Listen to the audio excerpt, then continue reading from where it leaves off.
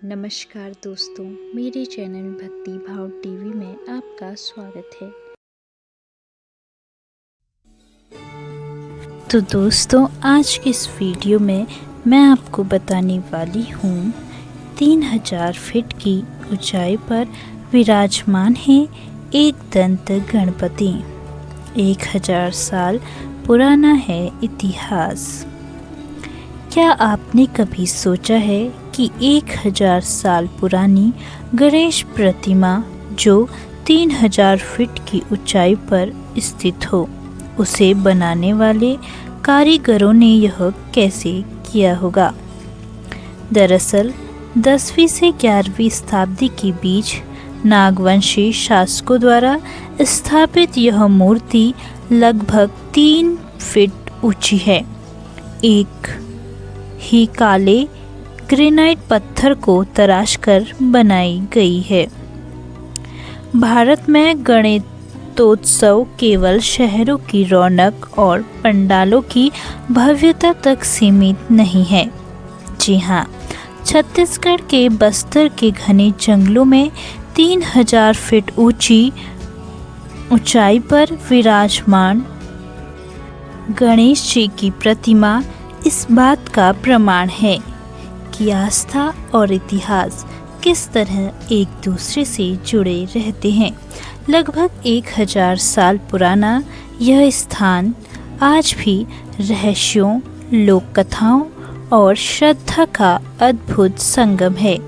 आइए जानते हैं इस कथा के बारे में। परशुराम से हुआ था गणेश जी का सामना। दंतेवाड़ा जिले में स्थित यह अनोखी प्रतिमा 11वीं शताब्दी में नागवंशी शासकों द्वारा स्थापित की गई है। काले ग्रेनाइट पत्थर से बनी यह मूर्ति करीब 2.5 से 3 फीट ऊंची है और इसका वजन लगभग 500 किलो है। बता दें, इसे ढोलक के आकार वाले पत्थर से तराशा गया है, जिससे इस जगह का नाम ढोलकल पड़ा। भगवान गणेश यहाँ लालितासन मुद्रा में विराजमान है, जैसे कि मानो पूरे बस्तर के जंगलों पर उनकी निगाह हो। स्थानीय मान्यताओं के अनुसार यही वह स्थान है जहाँ परशुराम और गणेश जी का सामना हुआ था। कहा जाता है कि फरसे कुल्हाड़ी के वार से गणपति का एक दांत टूट गया और पास का गांव फरसपाल इसी कथा से अपना नाम पाता है। आज भी इस गांव में परशुराम का छोटा मंदिर मौजूद है, जो इस कहानी को जीवित रखता है। खुले आसमान के नीचे विराजमान है ढोलकल गणेश। ढोलकल गणेश की प्रतिमा को खास बनाता है उसका स्वरूप। पारंपरिक जनेऊ की जगह यहाँ नागवंश के प्रतीक सांप की आकृति तराशी गई है। इसे नागवंशी राजवंश के प्रभाव और पहचान का प्रतीक माना जाता है। खुले आसमान के नीचे बिना किसी मंदिर या छत के इस प्रतिमा अपने आप में एक अद्वितीय धरोहर है। घने जंगलों से होकर गुजरता है रास्ता। ढोलकल तक पहुंचने का रास्ता भी किसी रोमांच से कम नहीं है। फरसपाल गांव से करीब 7 किलोमीटर का पैदल सफ़र घने जंगलों से होकर जाता है। इस यात्रा में कहीं मोंगरे की खुशबू वाले रास्ते मिलते हैं, तो कहीं विशाल चींटी के टीले। बीच में छोटे छोटे झरने और प्राचीन सूर्य और देवी माता के भग्न मंदिरों के अवशेष भी दिखाई देते हैं। जनजातीय संस्कृति से जुड़ाव। बस्तर की आदिवासी समुदायों के लिए यह केवल तीर्थ नहीं, बल्कि उनकी परंपरा का हिस्सा है। स्थानीय भोगामी जनजाति की मान्यता है कि उनका वंश ढोलकल से जुड़ा है।